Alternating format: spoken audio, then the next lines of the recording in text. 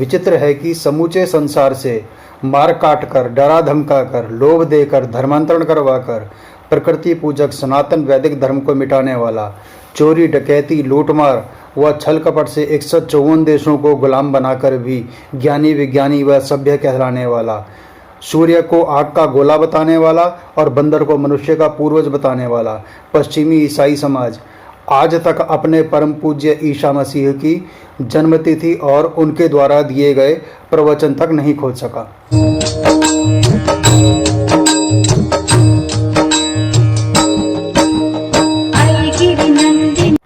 नमस्कार साथियों, आज यूरोप, अमेरिका सहित विश्व के लगभग 100 ईसाई देशों में क्रिसमस का त्यौहार बड़े हर्षोल्लास और उत्साह के साथ मनाया जाता है, किंतु अधिकांश को इसे मनाए जाने का कारण तक ज्ञात नहीं है।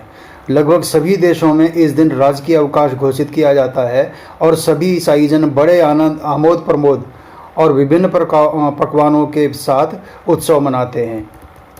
336 ईसा पूर्व यूरोप के शीतोष्ण कटिबंध में स्थित होने के कारण शीत की अधिकता और छोटे दिवसों के अंधकार से व्यग्र समाज व प्रकृति को सूर्य के मकर राशि में प्रवेश करने और उत्तर दिशा की ओर उत्तरायण होने पर दिन बड़े होने, प्रकाश व सूर्य ताप बढ़ने, शीत का प्रकोप घटने और वसंत ऋतु के पदार्पण से उत्पन्न आनंद की अनुभूति का पर्व मकर संक्रांति 25 दिसंबर को मनाया जाता था। इसीलिए इसे बड़ा दिन भी कहा जाता है। माघ माह के आरंभ में भारत में सूर्य देव के मकर राशि में प्रवेश करने पर मनाई जाने वाली मकर संक्रांति की भांति समूचे यूरोप, अमेरिका आदि देशों में बड़ी धूमधाम से इस दिन सूर्य देवता की उपासना की जाती थी। यह रोमन सम्राटों का राजकीय धर्म होता था। विश्व कोश के अनुसार सूर्य पूजा को समाप्त करने के उद्देश्य से क्रिसमस डे का आरंभ किया गया। इसका ईसा मसीह के जन्मदिन से कोई संबंध नहीं है। जीसस के जन्म का वार, तिथि, मास, वर्ष, समय तथा स्थान सब अज्ञात है। इसका बाइबल में भी कोई उल्लेख नहीं है। 336 ईस्वी के कुछ वर्ष उपरांत पोप जूलियस ने इस दिवस को ईसा मसीह के जन्म दिवस के रूप में मनाने की घोषणा कर दी। तभी से यह त्यौहार मनाया जा रहा है। यूरोप में हर्षोल्लास के अवसर पर वृक्षों को सजाने की प्राचीन परंपरा और जर्मनी में 24 दिसंबर को एक पर्व मनाए जाने के साथ ही एक रहस्यात्मक नाटक अदन का वृक्ष खेले जाने को क्रिसमस ट्री की अवधारणा का जन्मदाता माना जाता है। 1821 में इंग्लैंड की महारानी ने एक क्रिसमस वृक्ष में एक देव प्रतिमा रखकर बच्चों के साथ समारोह का आनंद उठाने की परंपरा स्थापित कर दी। निकोलस के जन्म दिवस 6 दिसंबर की यह मान्यता थी कि इस रात्रि को वे बालकों के लिए नाना प्रकार के उपहार लाते हैं। यही संत निकोलस भविष्य में अमेरिकी बच्चों के लिए सांता क्लॉज बन गए और यह नाम संपूर्ण विश्व में लोकप्रिय हो गया। उल्लेखनीय है कि बाइबल में भी ईसा मसीह के जन्म का व 13 से 29 वर्ष की आयु के मध्य का कोई उल्लेख नहीं है।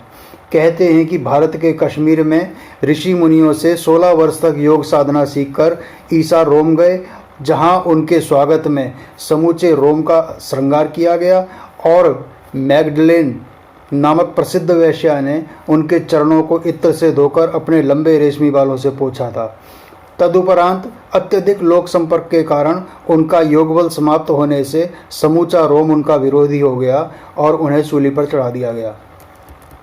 साहित्यकार और वकील लुईस जैकोलियत ने 1869 ईस्वी में एक पुस्तक द बाइबल इन इंडिया और the life of Jesus Christina में कहा है कि हमारे भगवान श्री कृष्ण को ही यूरोप में क्राइस्ट या ख्रिस्तान कहा जाता है, जो अपभ्रंश होकर क्रिश्चियन बन गया।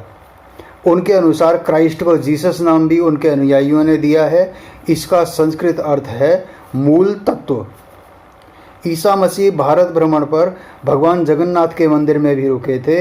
एक रूसी अन्वेषक निकोलस नोतोविच ने भारत में कुछ वर्ष रहकर प्राचीन हेमिस बौद्ध आश्रम में रखी पुस्तक द लाइफ ऑफ संत ईसा पर आधारित फ्रेंच भाषा में the unknown life of the Jesus Christ नामक पुस्तक लिखी है, जिसमें जीसस क्राइस्ट या ईसा मसीह के भारत भ्रमण के बारे में बहुत कुछ लिखा हुआ है।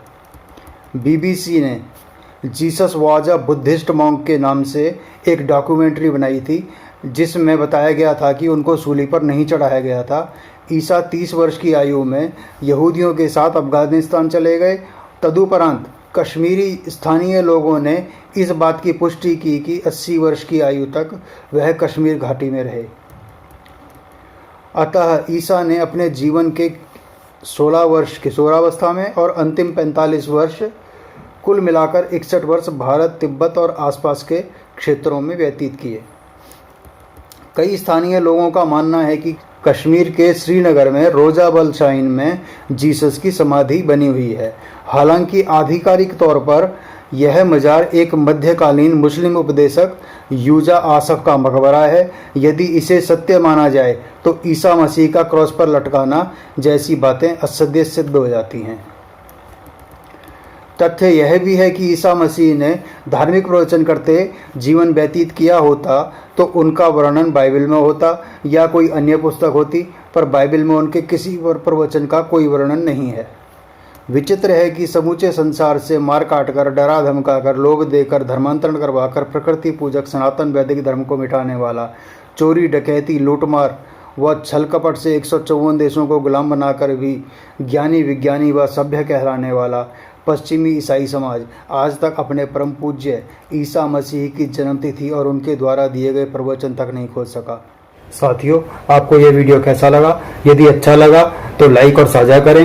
अपनी रुचि, शिकायत, सुझाव या अन्य जिस महामानव पर वीडियो चाहते हैं उस पर कमेंट करें।